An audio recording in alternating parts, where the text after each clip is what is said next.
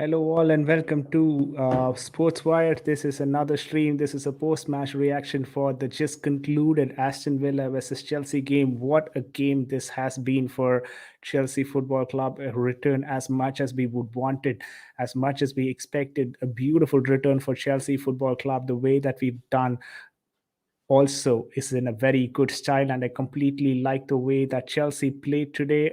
Of course, there were certain mistakes here and there, but that is bound to happen. Chelsea are in the race, in the title race once again, and that is a sign. We just witnessed a 3-1 comprehensive victory for Chelsea Football Club at the Villa Park, and we take it forward from there. This is brilliance. This is brilliance from Chelsea Football Club. One of the major reasons for this particular victory was Romelu Lukaku. Romelu Lukaku, who came in at 45 minutes, ensured that Chelsea got the couple of other goals that we wanted or we deserved. Beautiful game that was from Romelu Lukaku. Trevor Chalobah as well was performing very good in the first half. So it was kind of a very good substitution, I'd say, because Trevor Chalobah, he did play a very good game, but that was a bold decision from Thomas Tuchel in bringing in Romelu Lukaku instead of Trevor Chalobah and expecting Reece James to play that right centre back and Christian Pulisic to go to the right wing back. It really worked.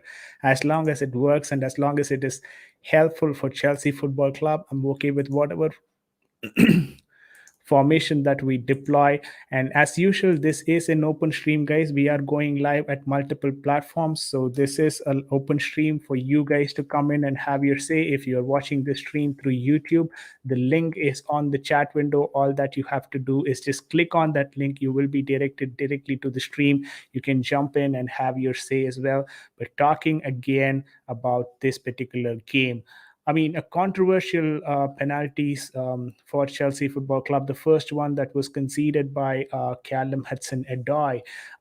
Callum Hudson-Odoi got the first penalty for us from a Cash. The way that Cash defended out there was not right, but what a finish that was from Jorginho. The first one was on the right side. The second one was on the left side. Brilliant. Both of the time deceived Emi Martinez to put the ball on the back of the net. Jorginho with wonderful penalty shoots as well. Nick Blue has joined us. He says, great second half thanks to Lukaku and Jorginho. Absolutely, absolutely. And you make a lot of sense when you say that. Thanks to Lukaku and Jorginho. Lukaku in this game was the difference for us winning this game. Beautiful header after a Callum Hudson-Odoi delivery, followed by a brilliant penalty optional penalty as well. The way that he won that penalty, before winning that penalty, if you guys have observed, the run from Romelu Lukaku was brilliant. The run was brilliant from Romelu Lukaku. When Lukaku runs, most of the players, most of the people do not realize that he is running very fastly, because the action of Romelu Lukaku doesn't show you a lot of strain. But what actually is happening is that he is covering a lot of ground because he is physical in nature. He is strong, he's tall. So the way that he runs should be differently conceived than how usually people run. It's completely different from the way that Harry Kane or Mason Mount runs, because they have smaller legs and they have to sprint. But Romelu Lukaku is a different build altogether. So people do not understand the kind of pace that he brings into the game, the way that he burst out for that particular attack. He went towards the end. For me, if I'm to be honest, I'd say that should have been a red card. That should have been a red card. I'm not sure why that was called off for an yellow card. That should have been a red card. It was a clear-cut foul. It was a clear-cut goal-scoring opportunity. It was in a 6-yard box. And if a foul has been committed in a 6-yard box, and that is the only, you just have the goalkeeper in front of you, why was that not called as a red card? Towards the end of the game, it did not really matter because there was his third goal, and Chelsea were anyways on the lead. But if Jorginho had missed that and Aston Villa had scored another one and equalized, the game's dimension would have been completely different. So the refereeing as well has to improve a lot. Time and again, we've been talking about this same point, but yeah, I still think that should have been a red card for the foul on Romelu Lukaku. But taking nothing away from Romelu Lukaku. He should have probably got a second if he takes a penalty, but then we've got a penalty master in our team, which means that he's going to take it. And what a finish for the second goal as well from Jorginho. He absolutely was looking tired. He was not in his full fitness. We could see that. We could understand that he was not in his full fitness, but we needed him to play that 90 minutes because we've always time and again said about this. Jorginho is our center man. We need Jorginho to play in the double pivot, and we'll work it up between Kovacic and Kante. You cannot have Kante and Kovacic playing on the pitch all the time because they both play in a different dimension that doesn't suit a double pivot.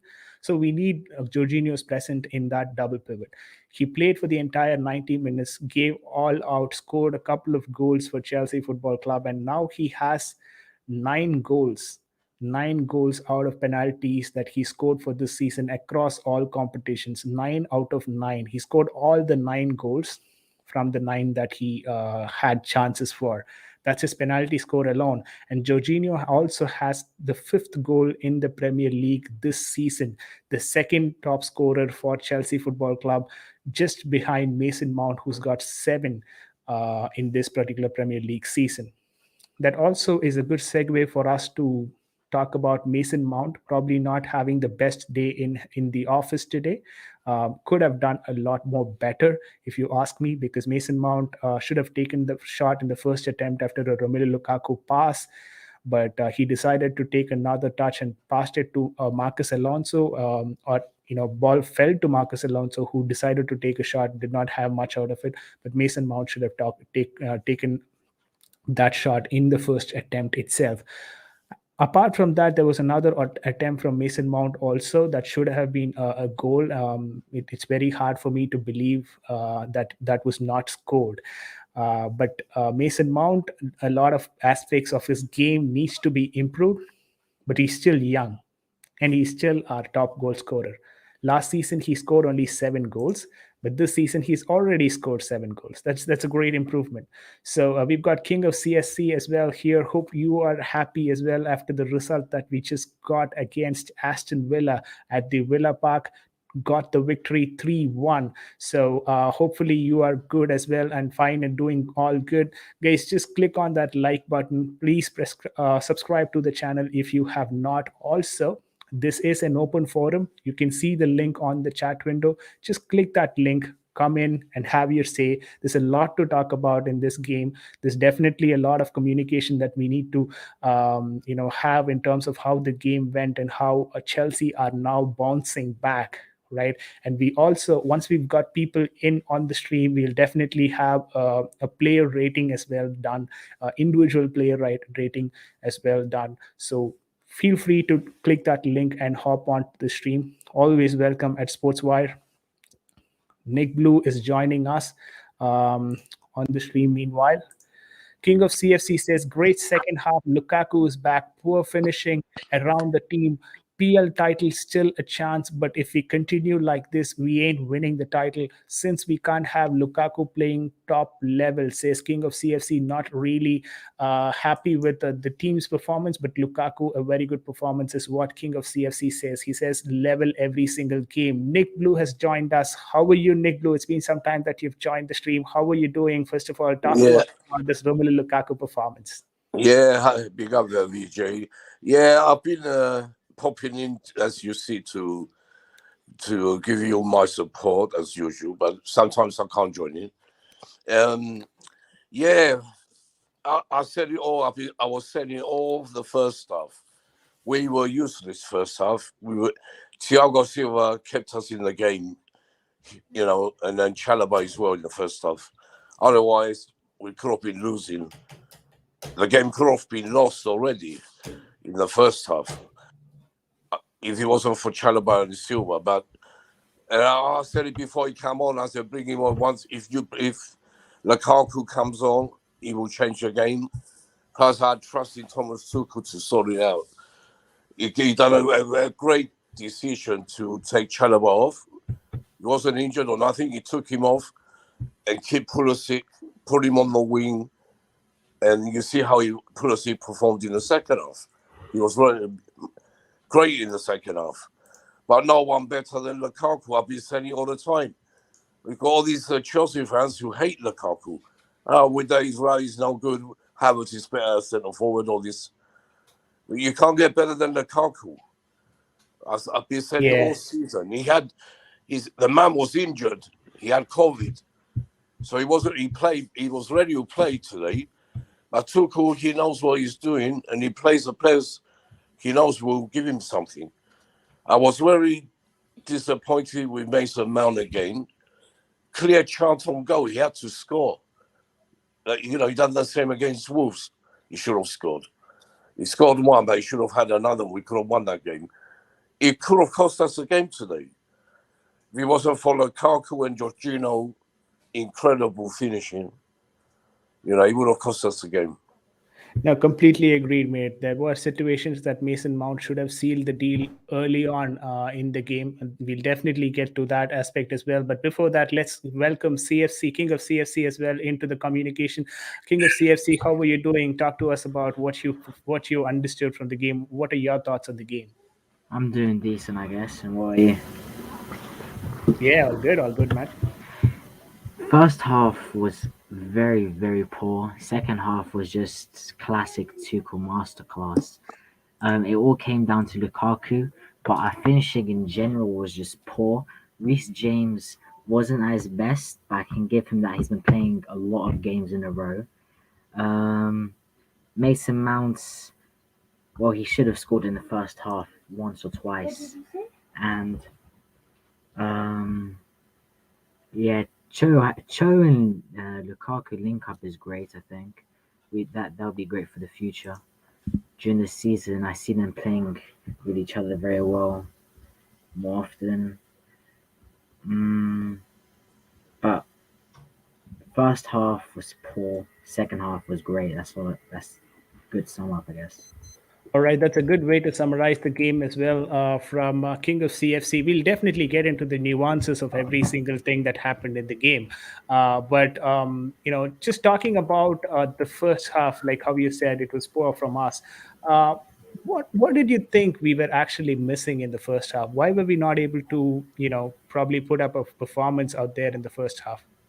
We weren't clinical enough. Like we were too scared to make the runs. We were too scared to pass the ball and threaten the opponents. We just didn't look like we wanted to lose the ball. We were just frightened of losing the ball. Really, we just didn't want to cross it in. Yeah. Okay. What didn't help was put us in the wrong position. Can't play that position, but once you put him on the wing, he's a different player. Yeah. Yeah, we definitely need to talk about that as well. Pulisic's performance up top and the difference that we observed once he was put in that right wing back position. Definitely, we'll get there. But on the first half, further couple of points that I wanted to talk about that I actually noted in while the game was in progress. In the 19th minute, when I'm talking about Chalobah, who defended that Watkins shot, he was doing this not just one time, but 4 times in the first half alone. Trevor Chalobah was like the rock on that left flank because whenever Chelsea lost the ball, the immediate attack was on the right centre back's position. I mean, the Aston Villa's left hand side, and whenever they came to the edge of the box, there was Watkins or target anyone who wanted to take that shot, and every time the shot was from the right, from our right side, which was Aston Villa's left flank. And every single time Chalobah was there to make that block, 4 blocks consecutively in that first half, and that was an amazing performance from Trevor Chalobah. So my question for you is, what would have run in Thomas Tuchel's mind when he thought, okay, fine, this is probably for Nick Blue, right? The question is for Nick Blue. What would Thomas Tuchel have thought here? You know what? I'm going to do this. I'm going to take one of my best players on the pitch on the defensive side and bring in Romelu Lukaku and make a Reece James play in the right centre back and put Pulisic, who's on the centre forward position, who's not anyways playing very great there, to go to the right wing back position and start playing from there. That's a masterclass substitution. What would have really gone into his mind? How did he arrive at that conclusion, do you think? Yeah, because it was a draw. A draw wasn't no good today. Tuchel knows that. We had to win this game at all costs. So he took a little gamble, really, to take Chalobah off because he was doing so well. He was one of our best players with Silva in the first half. But he knew we had to win the game, so bring Lukaku on, keep Pulisic there to give more attacking options. And it was just a masterclass by Tuchel. Like he does it all the time. I just trust him. He's a great manager. You can see when Lukaku come on, he was unbelievable. He was everywhere. He was, actually not just a header. That header was like a Drogba goal. It reminded me of Drogba. But and his play, he held the ball. He was too strong. They couldn't cope with him, Villa. No, absolutely. That's a brilliant comparison that you just made, Drogba and Lukaku. The way that he headed the ball home was like Drogba. That I have to definitely agree upon. And we have seen these headers from Kai Havertz. We've seen these headers from other strikers as well in Chelsea Football Club. But the difference with Havertz, Lukaku, is the sheer physical power. Lukaku is powerful, and if he comes from from the side on the left hand side, he's more dangerous. He's dangerous. He can run. No one can get him unless they give a penalty away. And he should have been a red card because he would have scored. It was sure, definitely would have been a goal. But and he's just, don't forget, he's been injured. He's been out. So if I can rely on anyone to have a chance. So we have a chance to win this league. It'd be if Lukaku starts banging them in, which I do have. I do have confidence in. Not like from Mason. Completely agree. Mason Mount, wrong decisions. He could have passed it to Lukaku. That silly one where he shoot. Lukaku was free. His arm. It was a tapping for him. But now Mason wants to be the hero. I love Mason Mount, but sometimes he does make me go mad. Yeah, agreed. We'll talk about that when we get to there. But this is more on the first half. And one more thing that I wanted to, this time for King of CFC, another question that I wanted to ask you is on Reece James' performance, in particular about that own goal in the first half. Would you attribute that own goal to be Reece James's mistake, or you thought, it was pure luck? It was something that it was kind of his bad luck, because that sort of a header, if you score on our side of the pitch, that's a brilliant header. But it's very difficult to direct that sort of a header into a goal, unless, and of course, it is a misfortunate, attempt that resulted in a goal. So, what do you think about that particular moment for Reece James? Would you say that was a Reece James mistake, or would you say, it was completely an unfortunate incident? I don't think it was a Reece James mistake, because it's the defender's instinct to get in front of the ball and try to block any ball coming into your own box. So I wouldn't say it's his mistake. It's just misfortunate. Yeah. Now, I completely concur with it. Nick Blue, do you have any reservations there? Do you agree with the point? You can't play Reece James, but usually has a much better game. He didn't have a good game today, really. But I can't blame him for the header. It was a fluke goal, very fluke. But I think Mendy, as much as I love him, he's been our player of the year with Kanté and Silva. But as well, he should have saved that for me, because once he hit the head of Reece James, the ball wasn't as fast. After the header, he wasn't that fast. He should have saved it, really. It was a fast turn there. Surprised he didn't save it, really. No, absolutely. I mean, the context with that particular goal is that rather than saying that it was a Reece James mistake, we could probably classify that as an unfortunate event in the game. Just moving quickly forward on that first half as well, Thiago Silva and Marcus Alonso as well. I felt they were doing a good job on the defensive front of it. Any thoughtful moments that you have with respect to Marcus Alonso? One thing that I was able to analyze was on the 20th minute when he missed a Reece James cross. He was not able to control it, but barring that, he had a decent game actually on the left flank. It wasn't as bad as some people, like to say. Yeah. We have too many fans who hate players, and I don't like that. Personally, I don't hate no player in my club, but there are too many false fans. They say stupid things when they don't understand football. He's not as fast as other players, but he does his job. Who at the moment we don't have anyone. Hopefully, January we might get Luca Digne. I hope. We get him, and he's a good player. I hope we do buy him in January. But I can't blame Alonso. Didn't have a bad game. Average game for me.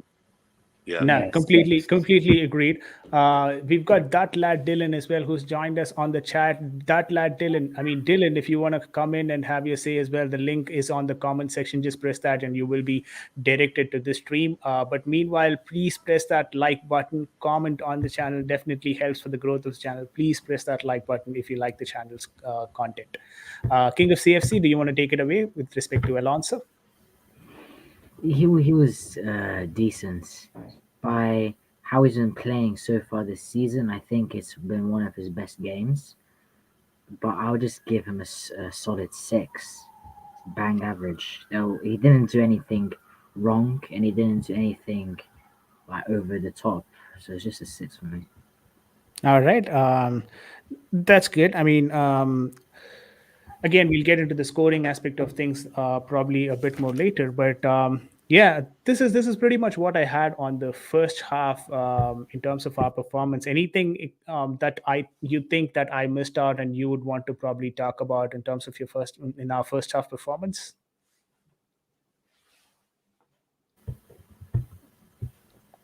All right, I'll take that as a no. Okay, perfect. We'll quickly move on to the second half. This is where we talk about this Romelu Lukaku masterclass substitution from Thomas Tuchel. We already talked about what Thomas Tuchel would have thought when he made this substitution.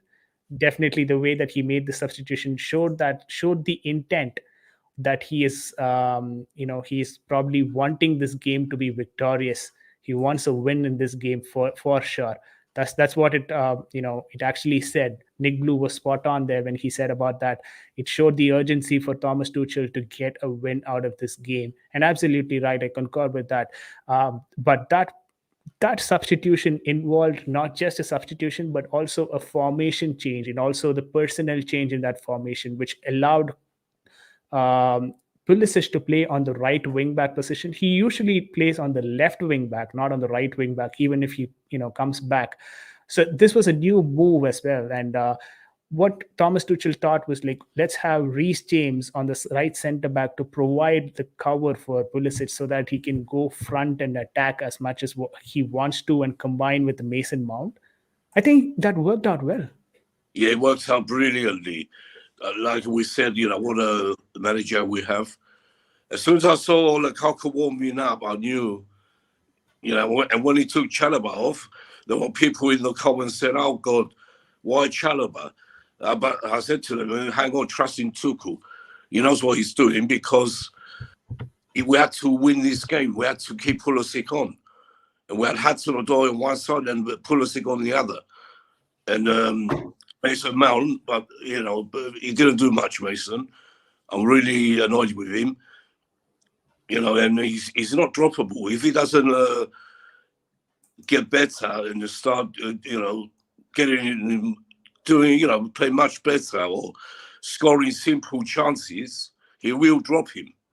And I wouldn't blame him at all. Nah. No, definitely agreed with respect to Mason Mount. So that particular first half substitution for Romelu Lukaku coming in did the trick for us. But we also need to talk about one of the best individual that we have on the midfield. We can call him a midfield master. Maybe Jorginho, you guys might think, but I'm talking about N'Golo Kante here. What a Yeah. performance from that man for the 60 minutes that he was on the pitch. Simply Yes, superb. unbelievable. As always, we have I would say 3 world-class players in our team. Now say 4. We have Mendy, Silva, and I would say Lukaku and Kante, of course. And Jorginho's up there as well for me, and Rudiger. But great performance. The man ran himself out. He doesn't want to come on. They had to force him off. He doesn't want to come off. But Yeah. because I think he got a slight knock at the end. I'm not sure how bad it is, but I think he got a little knock as well. Yeah, I think it's a matter of preserving him for the future games as well, because you have someone like as precious as a gem in N'Golo Kante. You should know when to utilize that particular gem in your team.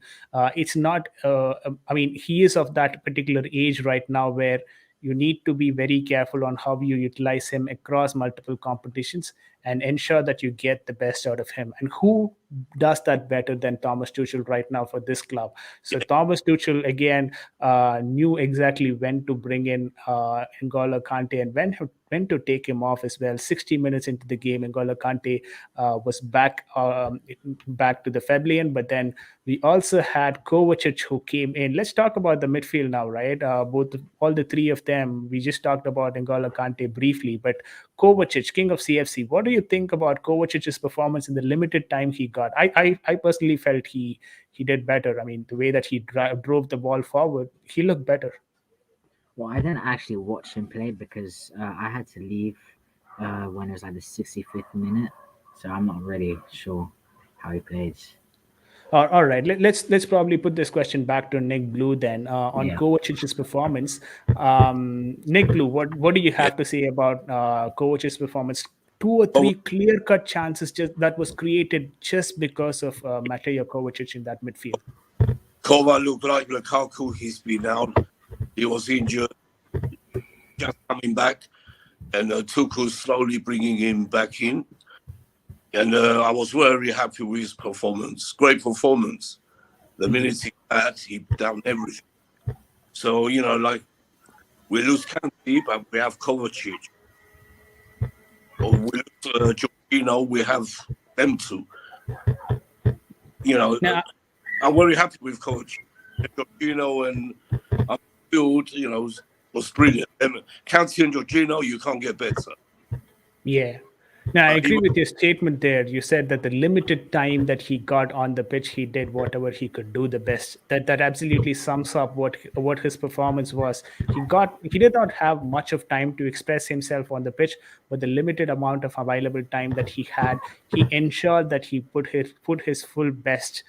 Because a couple of chances where I'm not sure if you guys remember this particular moment when Kovacic won the ball in the midfield, passed it to Romelu Lukaku, who drove it towards the attack on the left flank. He was waiting for options, and Mateo Kovacic was back again on that front line in the 30-yard box. He passed it to Kovacic, and Kovacic looked to his left and passed it to Callum Hudson-Odoi, who's not able to convert it into a goal. Should have actually converted it, but the entire attack, that particular attack, was driven only by Mateo Kovacic. Yeah, great. That was great play. I was getting mad at hudson-odoi. He should have scored. He should. Yeah. Because it was we were only winning 2-1. I thought we need another goal. But you still have Villa had their moments in the second half. But luckily, we came back into it. We took over. The last 15 minutes, we took over the game. We controlled the game.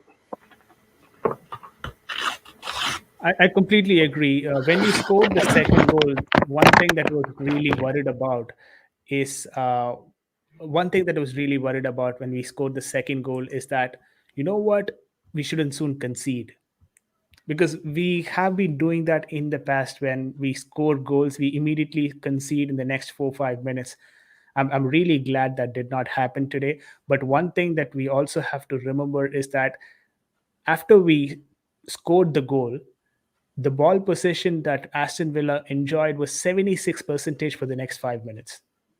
That's something that we have to really improve on. 76% after we scored the goal. That's something that we really have to work upon. We have to start gathering ball possession more, because they obviously are going to attack, because they momentarily lost the game because they've conceded a goal. So naturally they're going to be on the attack. And if a team who has the natural ability or who has the natural thought process to attack has 76 ball percentage with them, that's risky. Maybe Aston Villa was not able to do anything, but had it been for the other teams, they would have pounced on that. And that is exactly where we lost most of the games, or where we drew most of the games, where teams came back immediately after we scored the goal. Wouldn't you guys agree to that? Yeah, I think mainly because we didn't have a full team, in those games you're talking about. We didn't have our three main defenders playing together. Well, Saul playing, Aspie playing. We had, different lineups. Plus, I look against Brentford, but with our youngsters, they've done great. But in that game against Brentford, again, Tuchel forced the win. We wasn't going to win that game, but he forced it. That was brilliant from him again.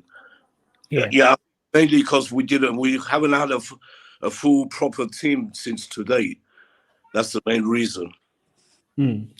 King of CFC, your thoughts on this ball possession stuff? Because I was pretty much disappointed on how the ball possession that Chelsea was giving out to Aston Villa after we scored the second goal. 76% is not a joke. That too with Chelsea Football Club, because Chelsea are the team who likes to play with the ball. And if we have 76% given to the opposition, we're doing something wrong there. And we saw that in today's game as well. If we do that against Liverpool, we're pretty much done. We will lose that match. City, they will outplay us and just keep the ball. That's it. That's exactly what I was getting to. Go on. It was really bad, but when we have a good defense and good keeper, I don't really see it as a very bad thing. It's a minor issue. I don't think it's a major issue yet. Now that makes a lot of sense, but this is something that we have to work, really hard, because if this happens, like how King of CFC mentioned, if this happens against top teams, we are done. If the same happens against Liverpool or Man City, it's going to be hard. We saw the same against even Zenit. Even Zenit were able to do the same, because even they knew how to attack us, because once we scored a goal, we started immediately losing ball possession, and that did not really help our cause. So that's something that we definitely have to work on. Hopefully our team works on better on that particular aspect of things, slowly moving into the attacking side of the pitch. We had Mason Mount, Pulisic, Callum Hudson-Odoi, Romelu Lukaku, all of them playing on that front three position. This is what I'm going to do, right? We talk about every single one of them in detail, individually. Let's start with Callum Hudson-Odoi. This is what I'd say. His finishing is poor, but his assist to Romelu Lukaku's goal was good. But I'd like to hear your opinions on Callum Hudson-Odoi's performance. Nick Blue. Let's start with Nick Blue. Well, I was in the first half. I was very, very annoyed with him. He wasn't doing much. He could have done much better. Second half, he improved a little bit. He was, fighting for the ball. He was going was doing his job. So he done a lot better second half. But like you say, he's got to improve his finishing. How many times does he get a chance and he misses? So this chance today, he had to, the goalkeeper safety, good save, but he had to score. That's, that's our 10 out of 10. He had to score that chance. And it's not the first time. I like him. He's a good player, but he has to improve still. Still young. And I completely agreed. I mean, there's a lot of factors or facets of the game that Callum Hudson-Odoi needs to improve, but then overall a good performance from Callum Hudson-Odoi today, and in the way that he provided that assist as well. King of CFC, your thoughts on Callum Hudson-Odoi's performance today? I'm seeing a bit of a Vinicius Junior effect going on here, if you know what I mean. Like he's a very good dribbler. He's very good at keeping the ball. He's got good vision. It's just his finishing needs to work on. And I think over that season, or like after January or next season, he's gonna be back on top and he's gonna be banging goals everywhere. Um, Hmm. Finishing is something that's gonna eventually come. Obviously, he's I wouldn't call him very poor, but he just doesn't really know how to place his shots. Hmm. Like, he doesn't know how to place them. He just goes ahead and shoots. Yeah, he Yeah. doesn't think beforehand. You know, Yeah. he's too nervous. He gets nervous. It's time to score. He gets too nervous for me. Yeah. Now makes a lot of sense. His decisions in the final third hasn't been the greatest of it. That's how I'd like to summarize for Callum Hudson-Odoi. But then today his performance was on the better side. Definitely a lot of aspects and lot of facets to improve in his game. But today he did certain things right that ensured Chelsea a victory. Slowly moving on to the next player that we have to discuss about, Pulisic. Now Pulisic is more of a I'd say this is how we'll have to analyze Pulisic's performance. One is his first half performance in the center forward position or a false nine, however you want to put it. And the second is more on the right wing back position. Let's probably separately analyze them. Let's first talk about the center forward position that he was in the first 45 minutes. Your take on that 45 minutes performance, Nick Blue. Yeah, Pulisic. We didn't hardly saw him in the first half. Didn't get a touch on the ball or nothing. But second half, he improved a lot because we put him in a different position, and he showed a lot better. He was good for me in the second half. Yeah, that's his position. All right, left wing is better, but he done well on that position. Right wing back, he done very well second half. Yeah, so much better second half for me. Perfect, perfect. So, anything from your end, King of CFC? Yeah, same thing for the first half. Barely saw Pulisic Hmm. whatsoever. Second half, I don't think he was really playing wing back. He seemed playing more More on the on the wing, wing, yeah. up top on the right wing. And I saw Mason Mount sort of dropping deep, helping out in the midfield. So yeah, I think playing on the wing really helps him. He's the only proper winger, in my opinion. And then the rest are just cams, in my Hmm. opinion. I think sooner rather than later, we need to work on how to play a 4-2-2 because then we'll have two cams, a left and a right. We could play Mount and Ziyech on either sides, and we could mix in Havertz there, and we could have Pulisic and Lukaku or Werner and Lukaku up front, which I think would do very well. I completely agreed. One thing that I'd like to highlight when it comes to Pulisic's performance today is that the second half performance was decent. Not even decent, right? The way that he was combining and linking up with Mason Mount was actually good to watch. It always is a nice sign when you have these both players playing together. And one thing that you get out of Pulisic's game every single time he plays on the pitch is that he gets so many fouls for Chelsea Football Club. Wherever there is a chance, he ensures that he gets a lot of fouls. Like even today, you could see a couple of fouls that he was able to get for us. It's up to other players to actually convert from those chances. But then he manages to get those fouls for you in whichever position he plays, be it your center forward, be it your right wing, be it your left wing. He manages to do that time and again for Chelsea Football Club, and that sometimes really helps any club, right? Because you get a foul and then there is a completely different restart to the game. You can completely start um, affecting the momentum of the game, right? So I think Pulisic is a good person in doing that, is a good player in doing that. But one thing that I'm really not happy with is the way that he plays on the false nine position. He really has to either improve that, or probably stick with that wing back position that he seems to be good at. That's how I'd say, because otherwise he needs to play as a 25-minute striker. That's probably the maximum that you can expect from him. I don't think so. He is still yet capable of playing as a 90-minute full-time false nine striker, or be it a an authoritative original striker. He's not got that ability right now, and that's the hard truth that we as Chelsea fans have to realize. Having said that, quickly moving forward to the next player, Mason Mount. Mason Mount. Differently, I mean, definitely a lot of difference of opinion in terms of the social media groups right now in terms of how Mason Mount performed. He could have performed. I mean, don't get me wrong. We're not saying that Mason Mount was poor. We're just saying that Mason Mount could have performed better to seal the game a lot more quicker than how the game actually went on. We're happy that we got the result. We're happy that this game ended at in a 3-1, but this should have been either a 4-1 or a 5-1 had Mason Mount used his chances.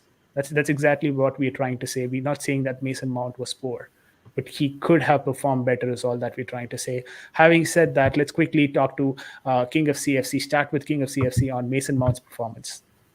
Um, he was decent in my opinion. He had some very good moments, and he had some very bad, well, a lot of very bad decisions, a lot for his standard as well. Um, I wouldn't really blame him for taking the shots, but even if Warner took that shots, there'll be abuse on him for like days. Um, Mm. it's just kind of lucky that everyone really likes him. He's just a Cobham boy, and Mm. he's scored 4 games in a row. He's got a hat trick for us against Norwich. What else? Well, he should have passed it to Lukaku. His decision making has been good recently, but today it's just taking a slump. But I think he'll get back. I think it's just a little minor slump. He got too All right. cocky and just wanted to become the hero boy. All right. I like the way that King of CFC just provided a comparison there as well. If Werner had done the same thing, he would have got a lot of slander on the social media community. Maybe he is a Cobham product, he is an academy product. At the same time, he's got 7 goals to himself with, and he is the top scorer for Chelsea Football Club right now. These are all the attributes that Werner as an individual in Chelsea Football Club is missing right now. Maybe that could have, all of these put together could have been also the reason why Werner gets a lot more slander when he misses these chances. But quickly moving towards Nick Blue to hear about his opinion on Mason Mount's performance today. Yeah, like I said before, not very good for me. Especially the chance he had to score and the chance he had to pass it to Lukaku for a tap-in. That was unforgivable because we could have lost this game. If we lost this game, we'd be blaming Mason Mount. But luckily, Yeah. Lukaku come on and done all the work. He won us this game. And Mason Mount has to improve. He's much better than this. I'm surprised with him, really. Should be doing better. Yeah. I mean, a brilliant point that you brought about when you talked about this game could have gone for a draw, and had it gone for a draw, we would have all been blaming Mason Mount right now. Yes. I think that's an honest opinion there, and we definitely would be. I think Mason Mount was a bit lucky that we were able to get those win, be it from Lukaku or Jorginho, and making sure that we put the ball in the back of the net at the right time. But I think Mason Mount definitely have to look back at this game and try to analyze himself where he should have made that decisions better. I think he is lacking a bit of his final third decision. I'm not saying that is the context in every single game that he's playing, but I think in this particular game, maybe his final third decisions could have been better. It wasn't just today. Against Brentford, he done the same. It could have been a draw that game, or we could have even lost it as well. So he has to, I'm sure he knows himself because he's much better than this. He's a great player to make him. We know that. Mhm. See, one more thing is that now Chelsea have started looking into academy players. I mean, earlier it would be a very hard job for people to come from the academy and then represent Chelsea. But now things are starting to get better for these people, for these players to come into the academy and play over the last 3 years. You could attribute this to maybe we had a transfer ban and that is how it started. But this has started now. People Mm. from the academy right now are coming into the team and they know how to represent the team. Maybe Mason Mount, Cho, and Reece James were the first to do that, including Tammy Abraham, but they definitely will not be the last. We've had people like Bell, we've had players like Harry Vale who've come in as well for the Brentford game. When I look at this game, I kind of compare the performance from Harry Vale in the Brentford game against Mason Mount's performance in this game. The way that he was able to combine with Bell in Brentford, I don't think so. Mason Mount did the same with Lukaku today, and Yeah, that's a worry. I'm yeah, not comparing Vale with Mason Mount. I definitely understand both of them are of different caliber. Mason Mount has done so much to the team. Of course, Harry Vale has just started out, but I'm saying that there is competition that is behind you. There is in Cobham itself, you've got competition, so you don't have much of time to improve yourself. You just have to analyze your mistake and start improving them as quickly as possible, because you are the forefront in Chelsea's academy race, and you are now in the senior team, and a lot of youngsters are just looking at you on how you are performing and taking you as an inspiration, and they've started to improve themselves as well. If they have started improving, then these guys are going to come and fight for their position in this Chelsea squad, and trust me, that day is not long way back. yeah, exactly. Yeah, I agree completely. We have so many, potential players on loan as well. Conor Gallagher, Gilmore, Hmm. doing, they are good players. And we're lucky we have a good academy, but I've just said Mason Mount, he's been with the team more than the others.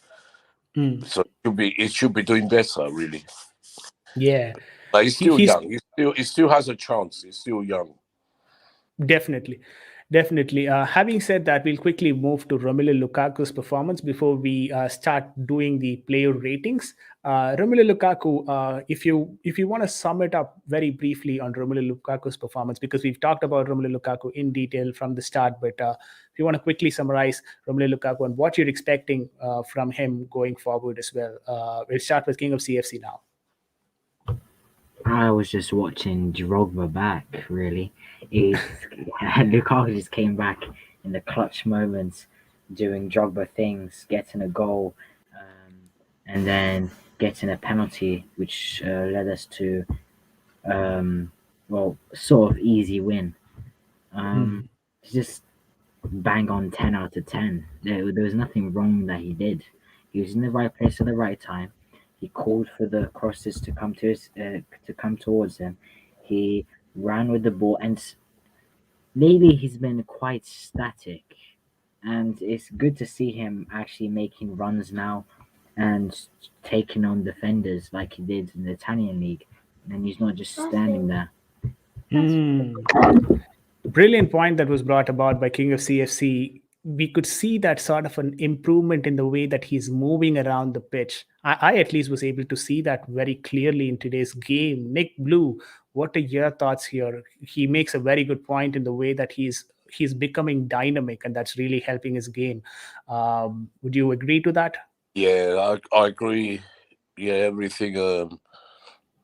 Chelsea. Sorry, what's his King it? of Chelsea King of CFC, CFC. King of Yeah. CFC said. Yeah, I agree exactly. Like I said before, even in my comments, Dropper, no Dropper. I'm calling him Dropper now. Yeah, he Too played early like to do that, but we'll still take it. yeah, he played like Dropper today. Everything about his play was like Dropper. The goal, the build up, the running, even the defending. He's there to get the headers at the back as well, like Dropper used to do always. 10 out of 10 easy for Lukaku. Perfect, perfect. We going on the game and giving 10 out of 10s for our players' performance today in a 3-1 victory. But now we are going to the next section of the post-match review, of course, which is the individual player rating. I hope you guys can see my screen right now, and we've got the lineup as well on the screen, and we'll quickly get the player rating started as well. We've never discussed this person. Eduardo Mendy did not have a lot to do today, but on the whole, a decent performance for him. Not getting a clean sheet, though, we'll be disappointed about that. But what do you guys think about Mendy's performance? Let's start with Nick Blue this time. Yeah, Mendy. The only, except that lucky goal they scored, I thought he could have got to that. That's the only thing he might have got to, and he didn't. But everything else, he was great. Coming out, reading the game, he saved us a couple of good chances for Villa. When he was coming out and getting the ball before the Villa players. Mendy was good overall. He has to be 7.5 today, I think. All right, Mendy gets a 7.5 from Nick Blue. Any opposition there from King of CFC? Would you agree with the 7.5? And what do you think about Mendy's performance today? Well, I've already put what I think in the private chat because I gotta go now. But I put in 7 for Mendy, 7 for Silva, 7 for Rudiger, 6.5 for Chalobah, 6 for James, 6 for Alonso, 7.5 for J5, 8 for Kante, 7 for Cho, 6 for Mason, 10 for Lukaku, and 6 for Pulisic. So I've got to go now. All right. Thank Yeah, you, King see of you next CFC, for game. being part of the part of the stream, and also hoping you to see you in a lot of other streams as well, in the upcoming streams in the channel as well. But thank you for the rating as well. We'll use this as a reference, and we'll talk about it individually. No problem. Bye. Thank you. Bye. Bye-bye. Guys. All right, Nick Blue. So it's just us now. Let's talk about this. Let's talk about Mendy. I'd still say 7.5 for Mendy. Barring that one goal, he didn't really have a lot to do. But how would you classify his distribution today? Did you see any improvement in that? Uh, it wasn't that great. Usually, he's much better than that. But overall, he done his job when he had to save us. He did, except that Yeah. stupid goal they scored. Yeah, it was all right. So nothing brilliant, nothing I bad. think a couple of times the way that he came out and saved us, like he had to come out of that box to save us. He was there at the right moment. I think had it been not for those moments, we would have conceded even more, a lot more than that one goal. So I think the way that he reacted to those situations, though he was not having the busiest day in the office, was really great from Edu Mendy to watch. So Mendy Yeah. gets a 7.5 from us. We will quickly move on to the defense as well. Rudiger, Silva, and Chalobah are pretty much consistent defense that we have. Of course, Chalobah was replaced initially after 45 minutes of the gameplay. Let's talk about the substitutions later. We had also Christensen on the pitch for some time.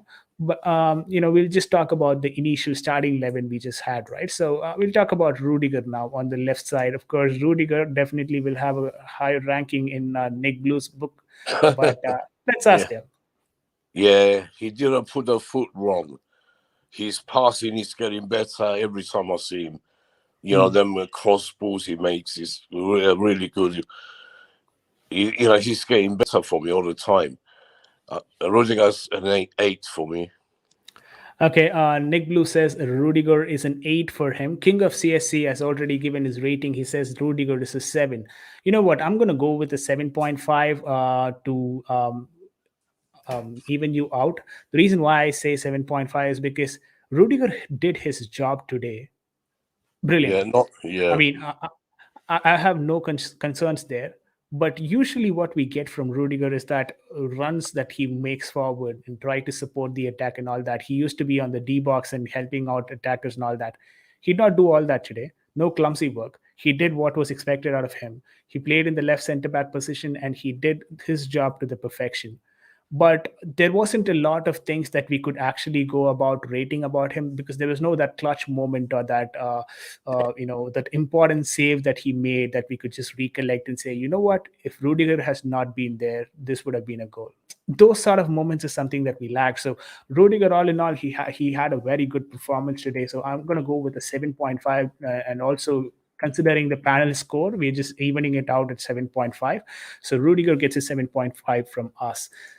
Moving forward to Silva. Silva, again, one interesting stat that I was able to read today on Thiago Silva is that before this game, he had 18 blocks and 51. Just a second. I forgot that. Yeah, he had 18 blocks and completed 51 clearances from the defense, which is the highest for any Chelsea player in the Premier League this season. Yeah, There you brings me. go. Yeah. A 37-year-old man, 18 blocks, completed 51 clearances. Not even Rudiger or Christensen were able to get these numbers on their stat book. But what a performance from this guy to this season, entire season. We were talking about Silva not being available for the entire season and all that. He is aging. He might not play the complete season at all. But I'll tell you one thing: Thiago Silva has been the most consistent presence in that defense for Chelsea this season. Would you agree that? Yeah, completely. He seems to get better the older he gets. He's unbelievable. Great performance again.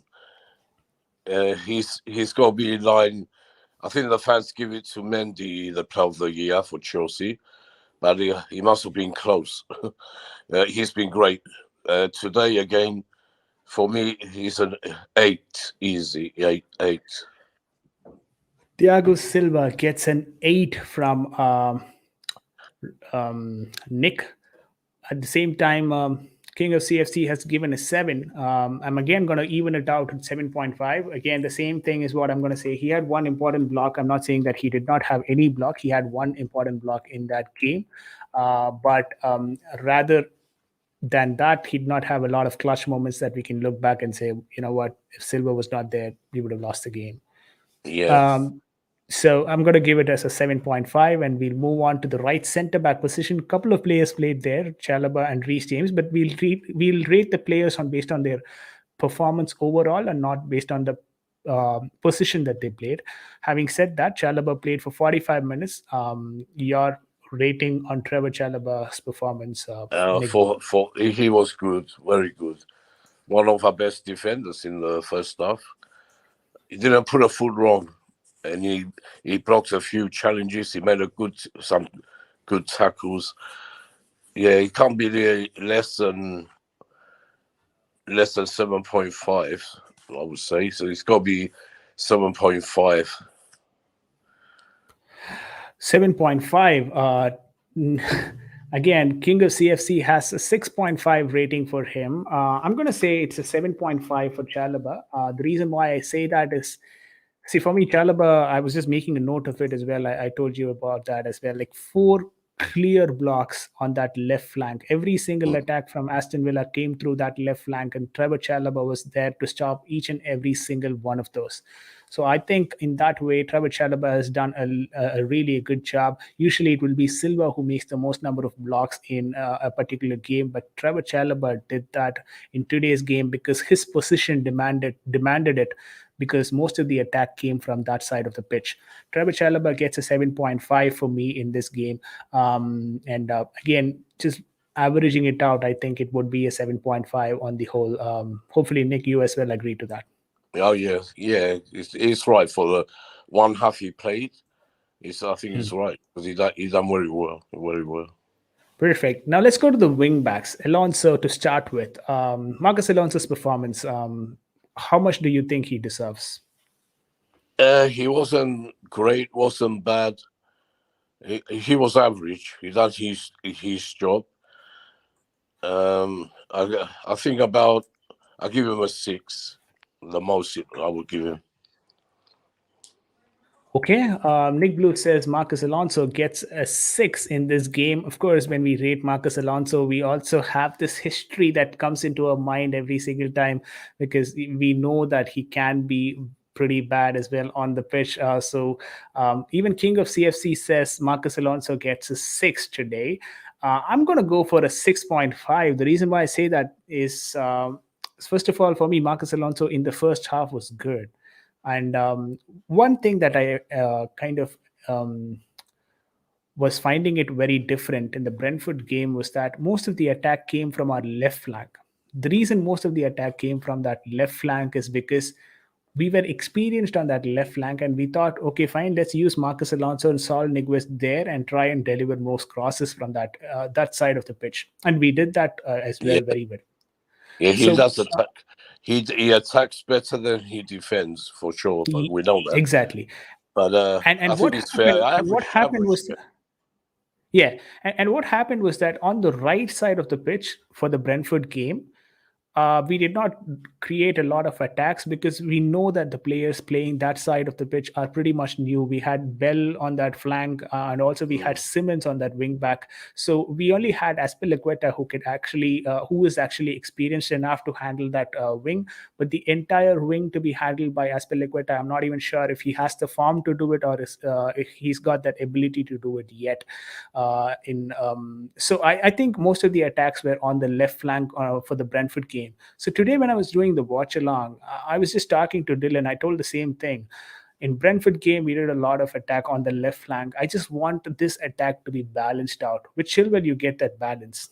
Chilwell attacks from the left flank. James as well attacks from the right flank. It's not usually that one particular wing attacks and the other wing always defends. It was not the case. It used to be equals. When this wing attacks, this will be on the defense, and when this wing attacks, this wing will be on the defense. We used to do that really well when we had James and Chilwell combining. And with Alonso, that's the problem that we usually had. We were overloading the right side, and the left side was completely left blank to be exploited. But I think Alonso did a good job in ensuring that the left side was also pushing, not in just this game, also in the Brentford game. So for that, I'm going to give him a 6.5 because he's doing a better job in filling that void that was left by Chilwell. Of course, he cannot do it to perfection. Otherwise, why would we have Chilwell playing instead of Alonso? So definitely, he's trying his best to do that. Definitely, he has to improve a lot on the defensive side of the pitch. He has to work a lot better. Again, a couple of instances where he was slow, where he was too slow to cover, got an yellow card also for that, I believe. Conceded a couple of fouls. But Alonso gets a 6.5 for me. Jorginho, let's move to the double pivot now. Jorginho and Kante. Which one first? Let's talk about Jorginho first. Jorginho is Jorginho. Yeah, he done one bad pass. He gave the ball away. He didn't give it too much. I think one time he gave the ball away. But apart from that, he had a great game. Not brilliant, but he was all right. Yes, for me, and he got the 2 penalties, which the pressure is really high. So he has to be no less than an 8. For me, it's an 8 for him. Okay, Jorginho gets an 8, is what Nick Blue says. Let's quickly look at what King of CFC has given us as well. King of CFC says Jorginho gets a 7.5. I'm gonna stick with Nick Blue on this. I'm gonna say it's an 8. First of all, he scored 2 beautiful penalties. Again, 100% conversion ratio in terms of penalties this season. 9 out of 9 penalties across competitions. And 4 Premier League goals as well, everything coming through penalties. Jorginho is still one of our top goal scorers this season, barring Mason Mount up top.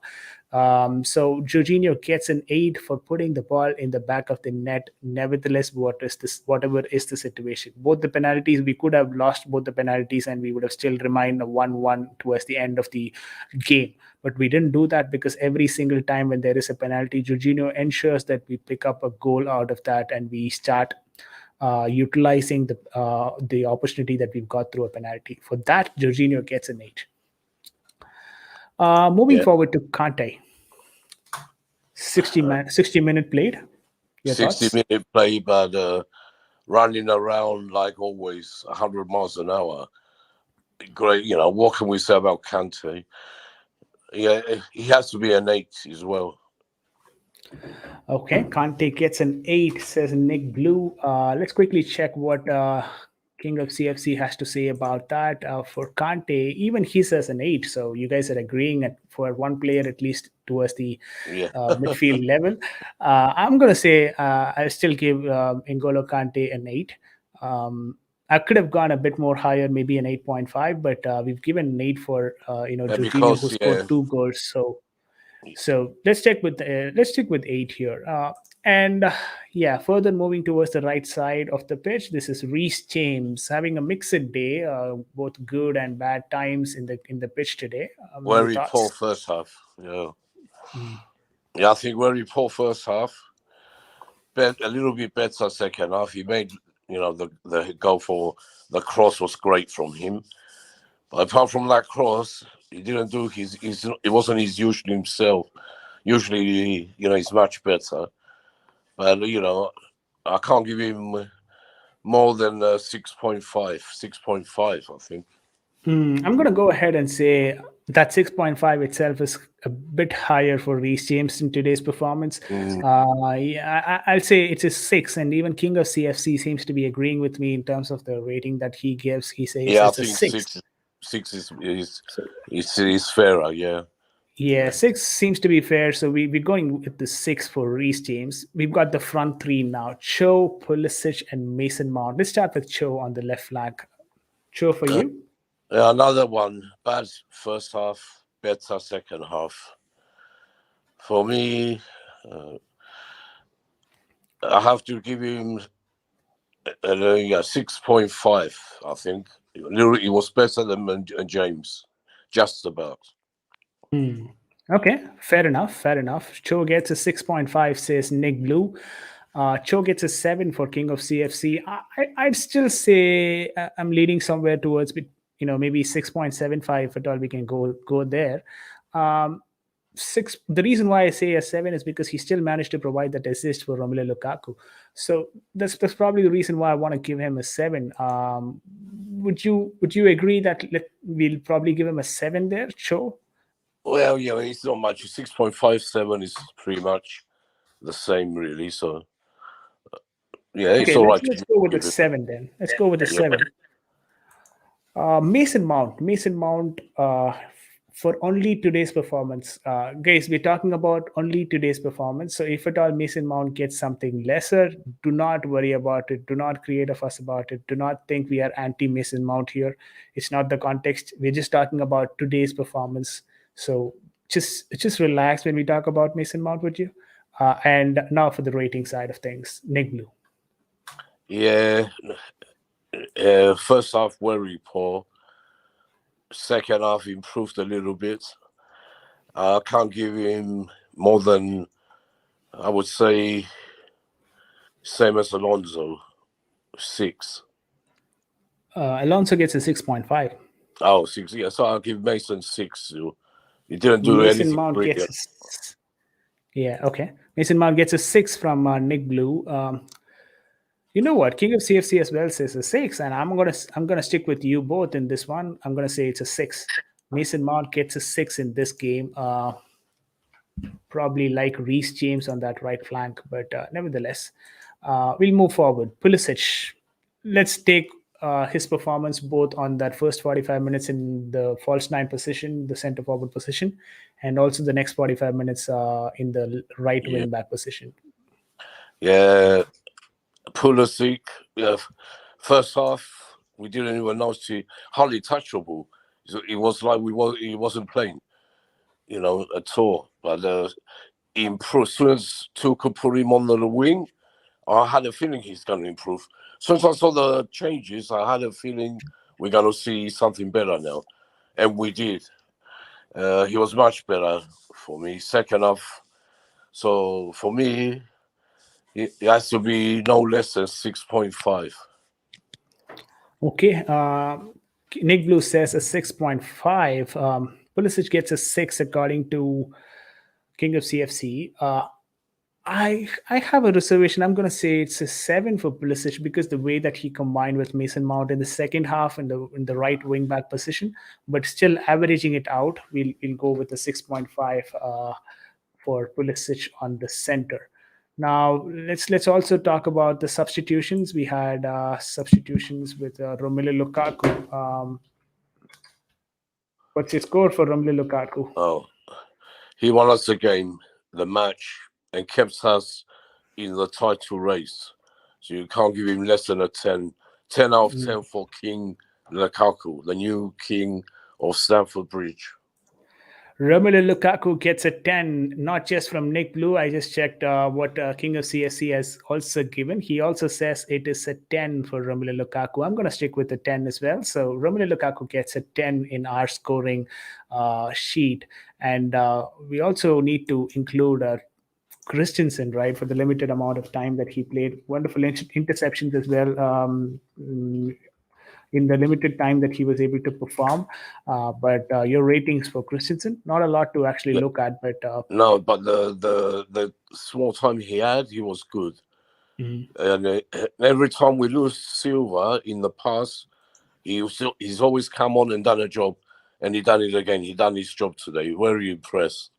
So yeah, for the time he had 6.5.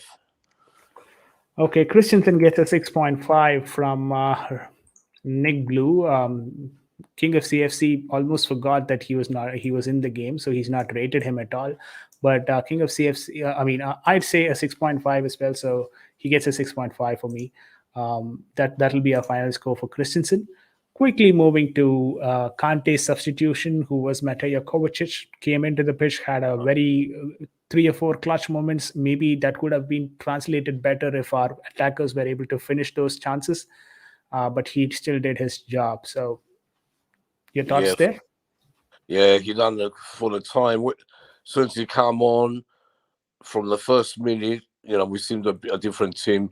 He done great, really. So it's going to be a 7 for Kovacic. I'm going to go ahead and say Kovacic needs to get a 7.5. The reason why I say that is... I was going to say 7.5. Yeah, I agree. All right. He was good. He was good. Yeah, let's stick to 7.5 because... yeah, he's had a pretty decent game actually, if I'm to be honest. So that's the 3 substitution for you guys: Lukaku, Kovacic, and Christensen. That's the ratings from our end as well. I'd like to still revisit a couple of roles here, the scores that we provided. Pulisic, first thing. Since we've given 6 and 6.5, Alonso and Pulisic are getting the same score. I think Pulisic was a lot better than Alonso on that flank. So I think it's fair to give him a 7 there. Do you concur with that? Yeah, I agree. Yeah, he has to get a 7, really. Yeah. Yeah, and one more thing. This is with respect to Mendy. I think. Yeah. So let's talk about Mendy, right? Those couple of saves that he performed, I think it was something which I'd consider a match-saving effort, because had he not performed those saves, we would have gone down very quickly. And both of those saves were almost like a one-on-one situation where Mendy had to come out and perform that save.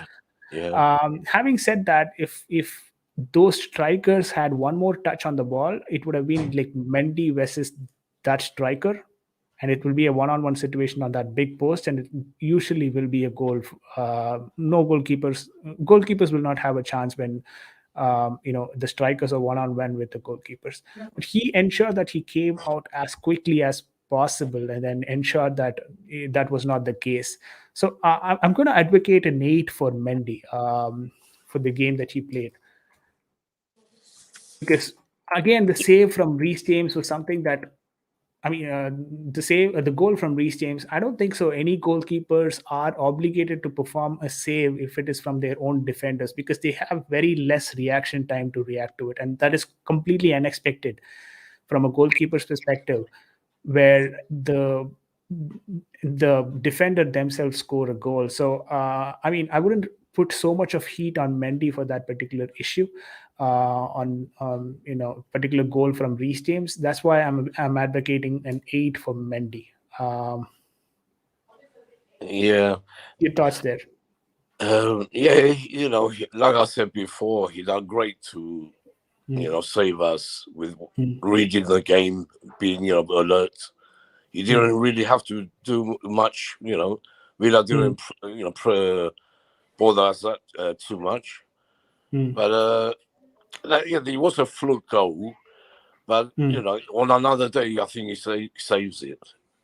But, Yeah, I mean, had it yeah, been but from an he's, attacker's side, he I'm, saved us a lot, like you said. We have to give him an 8. yeah, I mean, the reason why I say that is had it been from an attacker's side, if say for example, if that was scored by Watkins and if he failed to make the save, then it makes a lot of sense. Yeah. But the expectation that it would come from our own defense is something that the goalkeeper might not anticipate at every instance. So that's why I'm Yes. advocating an 8 for Mendy. And since Nick Blue as well agrees to it, let's stick with an 8 for Mendy. And there you go. That's the individual player rating for whatever match that we had now. Aston Villa versus Chelsea. A brilliant game. Chelsea winning this game at the Villa Park 3-1. Chelsea gets 41 points from the 19 games that they've played, and we are equal right now at the points table, along with Liverpool, who've played 18 games and 41 points. Of course, their game has been postponed right now for this week. Manchester City, on the other hand, sit very comfortably 7 points clear on the top. 19 matches, 47 points. There you go. That's the top 3 for you. Arsenal as well are very good with their games. 19 matches, 35 points is what they have got. But Tottenham is more scary, actually, the way that Tottenham have been performing. The reason why I say that is because Tottenham, they've started to do something. They only played 16 games and they've got 27 points. Now let's take that into equation. In 16 games, if they've managed to get 27 points, by the time that they reach 19 matches, that's 12 more. That's what, 9 more points, right? So 16 matches, 27 plus 9 more points is 36. They're almost ahead of Arsenal in that case. So Tottenham are still in the top 4 race. Oh, yes. Yeah. Yeah, so that's an interesting thing as well. We'll have to be very careful about Tottenham Hotspur's performance, So, and they're getting better under Antonio Conte. Let's be honest about it. yeah. As much as we would not want to, they're still getting better under Antonio Conte. So their game again in the January time that we play against them, I guess back to back in a space of a week is going to be very important on how on us analyzing how Tottenham has gotten better or not. Henso as well has commented saying that long-term move Reece James to right centre back. An interesting question. I'll let Nick Blue answer this question first, and then I'll probably take it up. Is Um, Reece James to right centre back a long-term move? I don't think it will be. I think he's better on the left wing back. Forget today's game, but usually he's very important on that side. So today he didn't have a very good game, but other times he's usually one of our best players. I have no. I'm not scared about Reece James. I know he's going to be great, but I think his best position is right wing back. Okay, this is what I'd say, right? Hence, so with respect to this particular move from Thomas Tuchel, I think it was a move that was more looked up as a need to attack and win the game. Yes. So he wanted someone on that right wing back position who can be better attacking than Reece James, and that is why he wanted Pulisic to be playing on that flank. And he thought, okay, maybe when we have Reece James in the right centre back position, he can do the defensive duty of Pulisic that he might not be able to do when he moves on the attacking side of things. I think that would have been what Thomas Tuchel would have thought about this situation, and I don't think Reece James in the right centre back position is Yeah. more of a permanent solution. And one more thing that we think about this particular issue is that you don't need another player who is ready to play in that right center back position. We already have Aspilicueta. Even if he doesn't stay in the next season, we'll still have Trevor Chalobah and Christensen who are capable of playing in the right center back position. So I think we are all set and sorted in that right center back. Only thing that we have to look for is the right wing back, and that's where Reece James will be a better option, having said the way that he's able to contribute to the attack, and he can track back to defend Usually, yeah. and contribute to the defensive I side of think things as also, well. Vijay, I think Tuchel changed it today because he wasn't playing as great as usually. He wasn't attacking like he usually does. So he saw he had to put Pulisic on the wing and keep Reece James where he put him, because I think he saw he wasn't performing like he usually does. That's why we, to win, because we have to win this game. But that's the only reason I can see. I completely agree. And I think what you said initially when we started off the stream made a lot of sense. Tuchel needed this game's victory. And that's why he wanted to make that offensive, change and Pulisic getting that break in the right wing back position, and Reece James playing as the right centre back. But I think it's more of a temporary solution. I don't think so. It will be a permanent one. That's the answer for your question. That's at least what we think as the answer for your question, Henso. Let us know on the comment section if you have any more further comments or further questions that you'd like us to answer. We definitely provide the answers as much as what we know or as much as what we think. But there you go. That's the result. We've got a beautiful result. We have to now utilize this and then keep on winning. We've got the momentum on our side. We've picked up a couple of wins after the midfield has come into the play, has come into the picture. All that we have to do is continue this momentum and pick up victories one after the other. I think we will be able to do it. With that, we are coming towards the end of the stream as well. Thank you all for sticking around till the end of the stream. Please press that like button, comment, and also subscribe to the channel if you've not yet done it. Nick Blue, any final thoughts before we close out? Yeah, final thoughts. Very great win today. It's about time we won a league game. We drew 3 silly games, but that was due to COVID and injuries. I'm not afraid at all. When we have our full team, we can go on a run. We need to go on a run now. It's very important we go on a run, not just to win the league, to have a chance of winning the league, but to make sure we're in that top 4. Because you can see the way Arsenal are playing and Tottenham, they're not far behind. So we have to carry on winning. That's all I can say. Agreed. That was Nick Blue's final thought. And my final thought is that the squad is back. It's time for us to win. It's time for us to win a lot more games and go on a run. Having said that, this is VJ signing off as well. You guys have a wonderful day and also a wonderful week ahead. We'll see you guys for the next preview of the next fixture, whatever is it. I'll have to actually check what next fixture is, but we'll catch you guys in the next in the preview for the next week. Brighton at home, VJ. Yeah, Brighton at home. That's Wednesday not going to be easy. Yeah, but we'll talk about about it much more in detail. And probably if it is a Wednesday night, then we'll probably have a Tuesday night preview for that. So yeah, if you've joined us a bit late, please go back and watch the stream. It's an absolute brilliant content that we had today. I suggest you guys go back and watch it once again. We'll post this, ratings as well in our Twitter page. Please follow us on Twitter as well. It's VJ Chelsea FC. Yeah, that's pretty much it. You guys have a wonderful day and a beautiful and a very good year ahead as well. I have to keep telling this until the end of next match as well, because we've got a Brighton game before that. So yeah, see you guys then. Bye. Yeah, bye.